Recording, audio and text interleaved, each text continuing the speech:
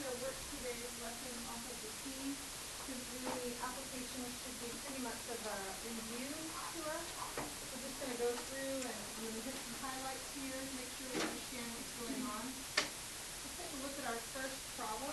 We have a doorway that's in the shape of a semi-ellipse. The doorway is 10 feet wide and 8 feet high. Find the equation that we described it. So kind of visualize, this is on the coordinate plane. Well, that's where I would put it. I would put this at the center so that my, y squared and x squared would be, the vertex would be 0, 0. That just makes our work easier if you have to use it. You don't have to put the center in the middle. That's probably just the easiest thing to do. So to get our numbers over here, remember the distance from the center to one of the vertices. In this case, it says 10 feet wide and 8 feet high. So this would be 8. That would be like, you have to think about it, is that A or B? Because it's an ellipse and we know A is the bigger one. And so this would be 8, and what is this? This is going to be 5, because it's half of it, right? So this one is the larger one. This would be A. So we square that and get 64. And then this would be 5, and we square that and get 25. And we get our equation for the whole ellipse, actually. This represents the entire ellipse, not just the top half. Are you okay with that? So then what they wanted to do is they wanted to use that. Actually, on a pre-read test, we wouldn't step it out like this for you. We wouldn't say, find the equation and then do this. We would just ask you this question. How high is the doorway 2 feet from the center? You would have to know that you need to get an equation in order to be able to do that. Okay, we're not going to put it in pieces for you on a test, but just so that you're aware. I know we have one coming up. So it says, how high is the doorway 2 feet from the center? So I have to go visual. I have to see what's going on. I drew a diagram here. 2 feet from the center, it pushes out here. So my x value, I'm actually going right. I could have gone left to -2. Doesn't really matter. I went to x of 2, and I subbed that in my equation and solved for y so that I could find what the height was. The height is represented by the y value from here to here. So I continue on working my equation, getting y squared by itself. This one you would have a calculator with, or you could just leave it as 1344. Well, sure, leave it as 1344 over 25. But this one would have a calculator. And our y value is this according to algebra. But in reality, in this problem, can I use a -7.333? Not really. We're not really measuring distance with negative values here. So I really need to drop that and just use the positive number, the 7.332. Everybody okay with number 1? Okay. Take a look at number 2.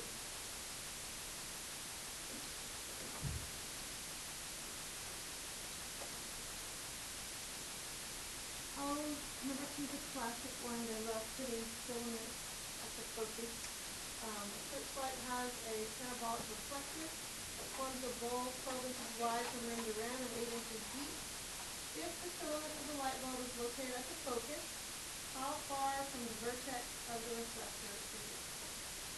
How far from the vertex of the reflector is it? Well, I want to put the vertex at 0, 0. That makes my life easier. I'm making my parabola just up. What I'm looking for is this distance, which in order to do this problem, you have to remember what represents that distance. That would mean c, right? That's the distance between the vertex and the focus. So I've got to go about figuring out how to find c. So I write down a generic formula. I know that this is a y equals because I have it picked up. I guess you could do it pretty much any way you wanted to. It's straightforward. I I know I want my vertex to be at 0, 0, so the problem is really easy to write. And I just have this 1 over 4p thing going on. So that's my standard equation. And that's how I start. Even if you don't know what to do, you're going to write the standard equation down.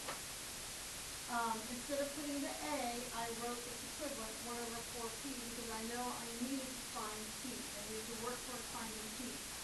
So let's see what information they give us. Not a whole lot. They tell us that it's 8 inches deep. So I've logged that over here. It's 8 inches deep. And it is 12 inches wide. That kind of information seems kind of meaningless. So why do I care if it's 12 inches wide? That's not even a lattice. How is that going to help me? What they're doing is, in kind of a sneaky way, they're giving you a point on the parabola.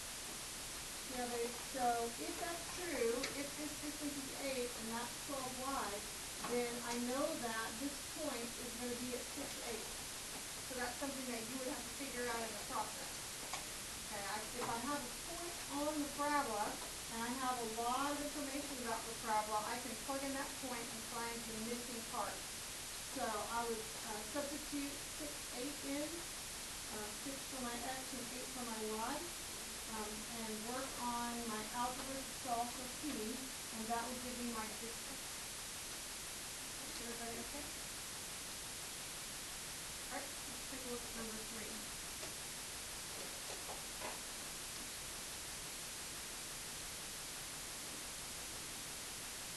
Alright, number 3 talks about the moon travels around the earth in an elliptical orbit with the earth at one focus. So here's my attempt at drawing. Here's the moon orbit, and that's the earth at one focus. The major and minor axes of the orbit have lengths of, and it gives us those values. So I write those values in. I want my ellipse to be a horizontal ellipse. If you wanted your ellipse to be a vertical ellipse, you could. There's no criteria. It doesn't say that that's the way it has to look. It just was easier. That's easier for me. I wanted it to be a horizontal ellipse. You should have seen me no matter which way you go. Alright, so here's my distances labeled. Find the greatest, I think I would say the apogee, I guess. Find the greatest, which is called the apogee, and the smallest is the perigee, distances from the Earth's center to the Moon's center. So, from the, let's go back and read that again. That's where this part right here is what usually confuses students. So let's kind of put that apart. Find the greatest, so we're looking for the greatest distance and the smallest distance. Okay, we got that, greatest and smallest, I have that in there. From the Earth's center to the Moon's center. Okay, so let's work on that. We are looking at our A and B values, so if the major my axes have length, so this is the total length right here. This is the total length of the axes, and we know in order to get A and B, we would have to halve them. Let's just divide them by 2, and that's what was done right here. I divided A and B by 2 to get those values. I'm looking for C because what I'm looking for is the distance. I want to go from here to here. And of course my drawing is nowhere near the scale. We want this distance and we want this distance. So let's just see the distance that we are interested in. Our center is right here. So we can get this distance, this piece pretty easily. That's just A, isn't it? That part. From here to here is A. So this part is A. This is a bit quirky. So I need C. So C is the distance between the center and the focus. I need that in order to really break this problem apart, figure out what's going on. So that's why we're using our little formula from for ellipses, which is c squared equals a squared minus b squared, this formula right here. We substitute those numbers in and we solve for c, and we get this value right here. And c is that value. Now we throw out the negative one. We don't want to deal with negative distances in this problem, so we don't worry about that. And in order to find the largest distance, which is the PAP, we want to take a plus c, which here is a plus c, and that gives us our largest distance. In order to get that smallest distance, we need this little guy right here. I'm going to have to come up with a bit of a different strategy to get that one.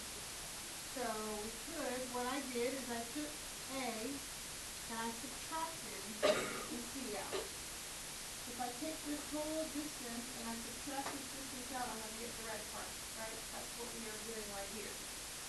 And that gives us our smallest distance. Any questions on that one? Okay? All right? I think this I don't have any last one. Yeah. Okay. I think that's good. Okay? Let's take a look at this one.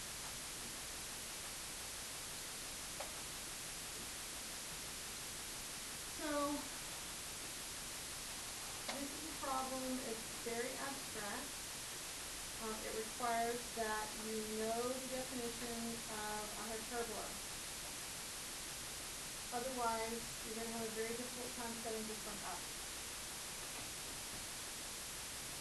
So, remember the definition of a hyperbola.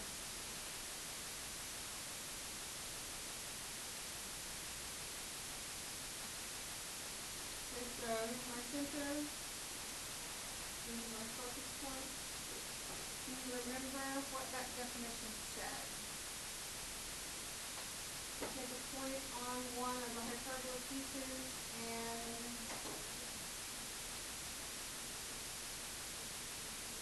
very, very close. The distance from, so these distances right here, if I measure this distance and this distance, and I do something to them, this is something that we're forgetting, I'm going to get the same number every single time, no matter where I put my point. I subtract them. Yes. If I add the values of those and subtract, then I'm going to get the same. It doesn't matter where I put the point. I can put the point way out here, and I'm still, it's the differences of the distance is constant, is what they're saying. The differences of the distance are constant. That's the concept that's used in this problem. They're saying that they have two microphones that are 1 mile apart record an explosion. Microphone A receives the sound 2 seconds before microphone B. Where did the explosion occur? Alright, so where the microphones record, let's just take that, because this is sometimes real confusing also. Why do we put those microphones at the focus point? Well, the focus point, like in a parabola, you know how there's the filament in a parabola? The focus point has to do with, basically, it is part of this equation. If you look at this scenario right here, the focus point plays a very important role in a hyperbola. It basically is like a balancing, I think of it like a balancing tool. Everywhere you go, if you do this, the different pieces of this are going to be the same. So we put the microphones at the focus, just like we would put in that parabolic thing that we saw, that with the cylinder, we put the cylinder. Now on a problem on a quiz or a test, we would need to know that those are not going to go at the vertex, they're going to go at the focus. One of the reasons we're doing this in the middle. Okay, so just know that if you have a problem similar to this, you need to put those items at the focus. So, this right here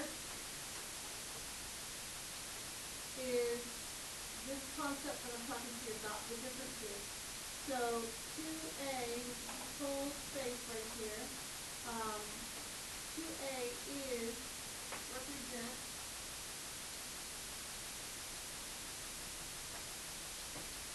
the constant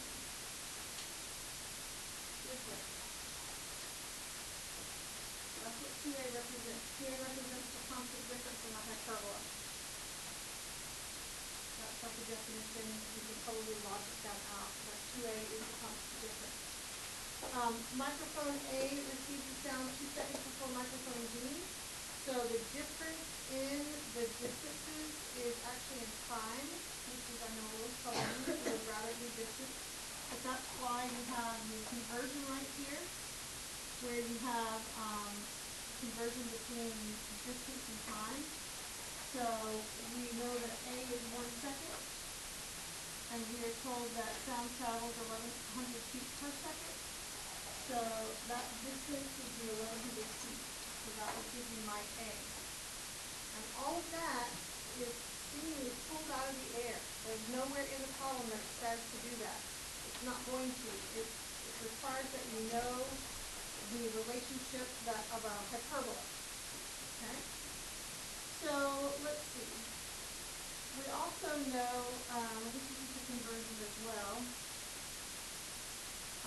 because we have this going on, but this is in miles. We're either going to have to go to miles or to feet, one way or the other. It looks like I went to feet. So we want to look up here, we're in feet, 1 mile, 280. My C value, I already have this total distance right here. Okay, so my C value is, so this whole thing is a mile. C is measured from the center to the focus, right?